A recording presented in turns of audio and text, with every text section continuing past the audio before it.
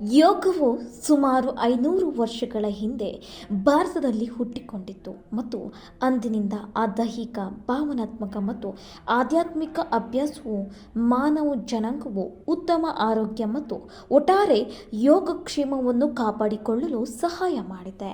ನೀವು ಶಾಂತತೆ, ಶಾಂತಿ ಮತ್ತು ನೆಮ್ಮದಿಯನ್ನು ಹುಡುಕುತ್ತಿದ್ದರೆ ಯೋಗವು ನೀವು ಖಂಡಿತವಾಗಿಯೂ ಸಮಯವನ್ನು ಕಳೆಯಬೇಕು. ಪ್ರತಿ ವರ್ಷ ಜೂನ್ 21ರಂದು ಪ್ರಪಂಚದ ಜನರಲ್ಲಿ ಯೋಗದ ಮಹತ್ವ ಮತ್ತು ಜಾಗೃತಿಯನ್ನು ಹರಡಲು ನಾವು ವಿಶ್ವ ಯೋಗ ದಿನವನ್ನು ಆಚರಿಸುತ್ತೇವೆ. ಅಂತಾರಾಷ್ಟ್ರೀಯ ಯೋಗ ದಿನಾಚರಣೆ, ಅದರ ಇತಿಹಾಸ, ಮಹತ್ವ ಮತ್ತು ಉದ್ದೇಶಗಳ ಕುರಿತು ಇನ್ನಷ್ಟು ತಿಳಿದುಕೊಳ್ಳೋಣ ಬನ್ನಿ. ಸೆಪ್ಟೆಂಬರ್ 27, 2014ರಂದು ಯುಎನ್ ಜನರಲ್ ಅಸೆಂಬ್ಲಿ ಸಭೆಯಲ್ಲಿ ಪ್ರಧಾನಮಂತ್ರಿ ಶ್ರೀ ನರೇಂದ್ರ ಮೋದಿಯವರು ಪ್ರಾಚೀನ ಭಾರತೀಯ ಸಂಪ್ರದಾಯವು ಜಗತ್ತಿಗೆ ನೀಡಿದ್ದ ಅಮೂಲ್ಯವಾದ ಯೋಗದ ಬಗ್ಗೆ ಮಾತನಾಡಿದರು.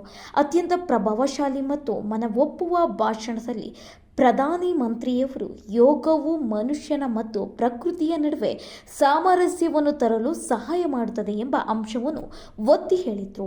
ಈ ಉಪಕ್ರಮವನ್ನು ಶ್ಲಾಘಿಸಲಾಯಿತು ಮತ್ತು ಜೂನ್ 21ರಂದು ಅಂತಾರಾಷ್ಟ್ರೀಯ ಯೋಗ ದಿನವನ್ನಾಗಿ ಗೊತ್ತುಪಡಿಸುವ ಪ್ರಸ್ತಾಪವನ್ನು ಯುಎನ್ ಜನರಲ್ ಅಸೆಂಬ್ಲಿಯ 193 ಸದಸ್ಯರು ಡಿಸೆಂಬರ್ 11, 2014ರಂದು ನಿರ್ಧರಿಸಿದರು. ಅದೊಂದು ಮೊದಲು ತಿಳಿದಿರುವ ಯೋಗಿಯೋ ಆದಿಯೋಗಿಯೋ 7 ರಾಜ ಋಷಿಗಳೊಂದಿಗೆ ದಕ್ಷಿಣದ ಕಡೆಗೆ ಪ್ರಯಾಣವನ್ನು ಪ್ರಾರಂಭಿಸಿದರು. ಈ ಋಷಿಗಳು ನಂತರ ಆದಿಯೋಗಿಯ ಮೊದಲ ಶಿಷ್ಯರಾದರು ಮತ್ತು ಪ್ರಪಂಚದ ಇತರ ಭಾಗಗಳಲ್ಲಿ ಯೋಗದ ಮಹತ್ವವನ್ನು ಪ್ರಚಾರ ಮಾಡಲು ಸಹಾಯ ಮಾಡಿದರು. ಇನ್ನು ಅಂತಾರಾಷ್ಟ್ರೀಯ ಯೋಗ ದಿನವನ್ನು ಹೇಗೆ ಆಚರಿಸಲಾಗುತ್ತೆ ಅಂದರೆ, ಭಾರತದಲ್ಲಿ ಮತ್ತು ಪ್ರಪಂಚದ ಅನೇಕ ಭಾಗಗಳಲ್ಲಿ ಅಂತಾರಾಷ್ಟ್ರೀಯ ಯೋಗ ದಿನವನ್ನು ಪೂರ್ಣ ಉತ್ಸಾಹದಿಂದ ಆಚರಿಸಲಾಗುತ್ತದೆ. ಅನೇಕ ಯೋಗ ಶಿಬಿರಗಳು, ಸೆಮಿನಾರ್ಗಳು, ತರಬೇತಿ ಕಾರ್ಯಾಗಾರಗಳು ಇತ್ಯಾದಿಗಳನ್ನು ಸಾಮೂಹಿಕ ಮಟ್ಟದಲ್ಲಿ ಸರ್ಕಾರ ಮತ್ತು ಸರ್ಕಾರೇತರ ಸಂಸ್ಥೆಗಳು ಆಯೋಜಿಸುತ್ತವೆ.